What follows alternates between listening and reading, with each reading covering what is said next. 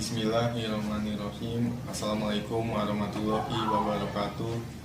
Dewan juri, rekan-rekan dari tim kontra dan pengatur waktu yang saya hormati. Perkenalkan, kami dari SMA Negeri 30 Jakarta. Saya Deko Setidijo sebagai pembicara pertama yang akan menyampaikan pada mosi debat kali ini yang materinya pembangunan MRT dan LRT untuk memenuhi kebutuhan masyarakat dan mengurai kemacetan. Untuk kota yang sangat padat tentunya membutuhkan angkutan massal yang lebih andal seperti MRT, Mass Rapid Transit, dan LRT, Light Rapid Transit, yang dapat menjadi alternatif solusi transportasi bagi masyarakat yang juga ramah lingkungan, juga dapat mengangkut penumpang dari daerah pinggir kota ke dalam kota Jakarta dan mengantarnya kembali ke daerah penyangga. Dengan membangun sistem jaringan transportasi ini bukanlah semata-mata urusan kelayakan ekonomi dan finansial atau bahkan membuat Jakarta sejajar dengan kota-kota besar lainnya di dunia saja, akan tetapi kehidupan dan aktivitas ekonomi sebuah kota tergantung dari seberapa mudah warga kota melakukan perjalanan atau mobilitas dan seberapa sering mereka dapat melakukannya ke berbagai tujuan dalam kota. Lebih dari itu, pembangunan ini adalah titik awal dari upaya di dalam mengurai dan mengurangi kemacetan di Jakarta sebagai salah satu kota termacet di dunia. Sebenarnya solusi untuk mengatasi kemacetan itu banyak alternatif, akan tetapi yang paling penting adalah memperbaiki sistemnya. Perbaikan sistem transportasi massal, pembangunan MRT dan LRT menjadi bagian dari upaya memperbaiki sistem transportasi massal. Harapannya, jika pembangunan MRT dan LRT sudah rampung, warga Jakarta turut mendukung dengan cara meninggalkan kendaraan pribadi dan beralih ke transportasi massal, sehingga dapat mengurangi kemacetan dan menjadikan kegiatan aktivitas sehari-hari lebih produktif dan lebih efisien. Saya tidak setuju dengan adanya pembangunan MRT dan LRT ini, dikarenakan mulai banyak pelaku usaha yang terkena dampak negatif pembangunan proyek itu. Selama proyek fisik belum selesai saja, dampak negatif itu berpotensi terus terjadi dan menimpa mereka. Sebagai contoh, patokan yang berada di sepanjang jalur tersebut, mulai banyak toko yang tutup dan pengunjung tidak seramai biasanya. Pengunjung berkurang akibat jalan sempit dan sering macet karena adanya pembangunan jalan menjadi sempit, sehingga juga merugikan pengguna jalan karena kemacetan yang diakibatkan. Belum lagi dengan penutupan sejumlah gerai atau toko akan berakibat pemutusan hubungan kerja (PHK) sejumlah pegawainya yang berdampak ekonomi bagi keluarganya juga.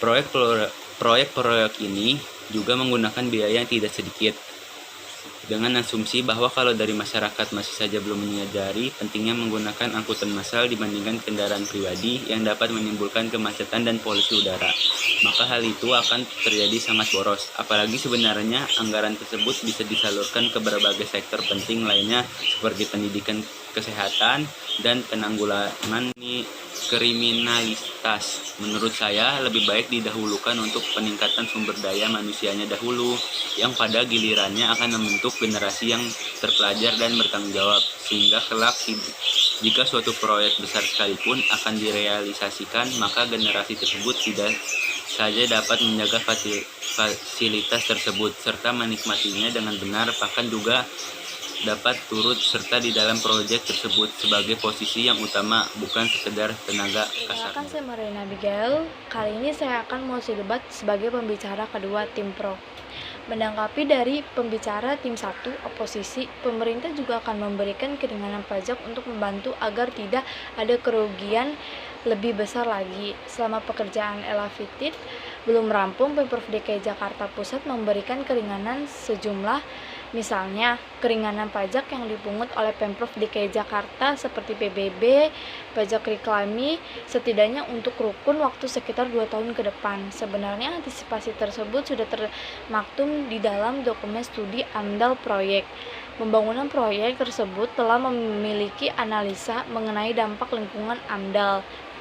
Upaya minimalisasi dampak pembangunan MRT yang telah dituangkan dalam AMDAL antara lain menjaga kualitas udara dan meminimalisasi suara. Caranya dengan melakukan perawatan alat berat secara berskala dan melakukan pengujian emisi buangan kendaraan serta peralatan konstruksi sehingga gas buang memenuhi standar yang telah ditetapkan.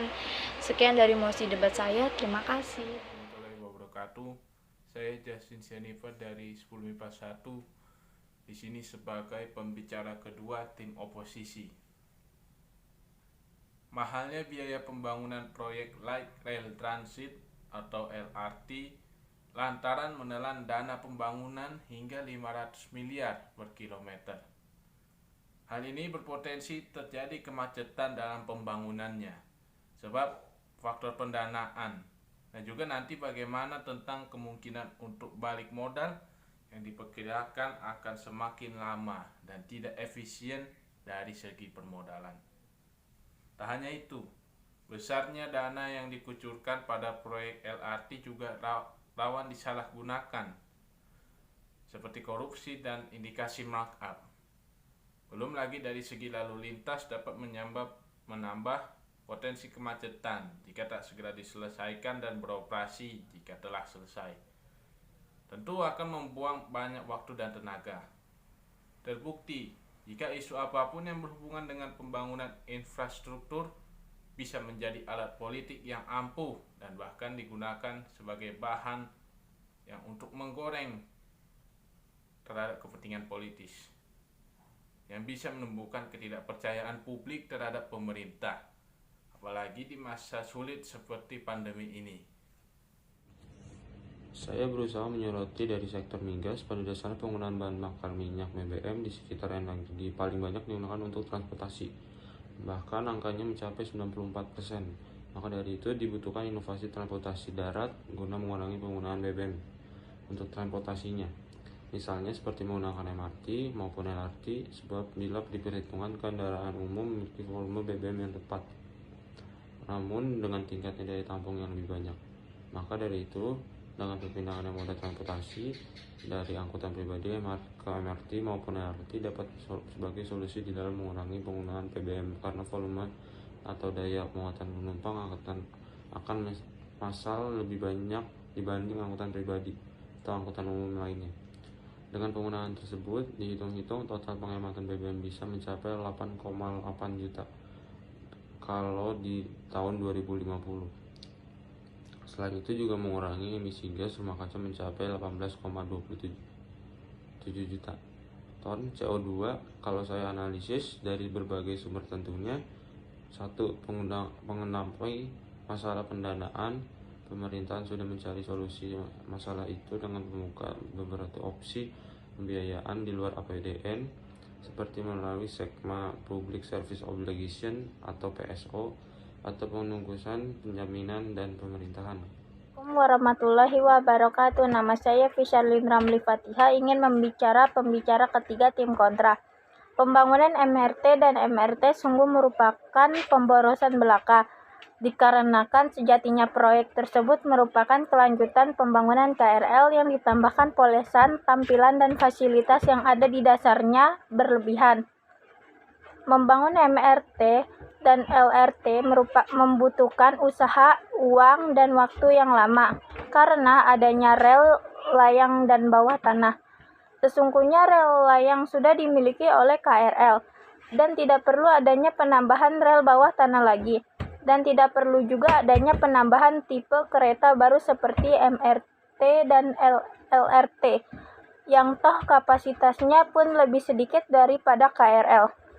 Juga KRL jalurnya sudah meliputi banyak pusat kota, meskipun tidak semua daerah terjangkau jika dibandingkan dengan jalur MRT dan LRT.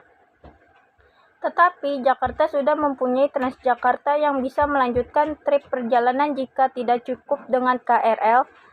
Juga terdapat moda transportasi lain seperti angkutan online, angkut, dan taksi. Jadi, jika disandingkan dengan alasan merupakan kemacetan, sebenarnya MRT dan LRT tidak diperlukan, karena masih banyak pilihan moda transportasi lain yang juga efektif.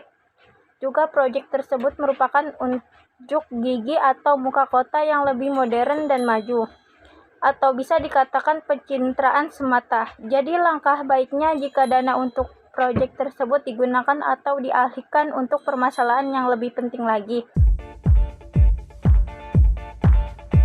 Ekonomian yang semakin meningkat dan pertumbuhan jalan penduduk yang semakin tinggi di wilayah DKI Jakarta, maka dapat masalah yang berbanding lurus dan keadaan tersebut. Salah satu masalah yang terjadi dalam pertambahannya kendaraan bermotor pribadi. Hal tersebut memperparah kemacetan ibu kota yang sudah sebelumnya.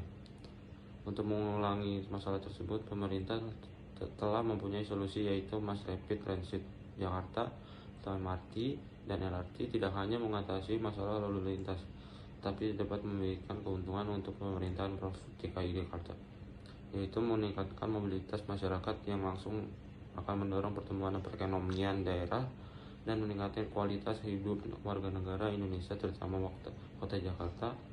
Pembangunan MRT dan LRT diharapkan untuk membawa banyak dampak positif lainnya untuk Jakarta dan warganya, seperti 1. Menciptakan lapangan kerja dengan perkiraan sekitar 48.000 tenaga kerja dengan berbagai keterampilan atau akan diperlukan selama proyek konstruksi. 2. Memotong dan mengurangi waktu tempuh sekitar 1 atau 2 jam menjadi sekitar 30 menit. Membawa dampak lingkungan yang baik untuk pencemaran udara yang akan mengurangi 0,7% atau 93.000 ton emisi CO2 total per tahun. Transit Oriented Development atau TOD berbasis konstruksi, di mana sistem MRT berfungsi sebagai faktor pendorong rotasi, perencanaan kota, integrasi transit di urban yang ditargetkan untuk mendorong pertumbuhan ekonomi di daerah sekitar stasiun MRT, yang pada gilirannya akan meningkatkan jumlah penumpang MRT di Jakarta.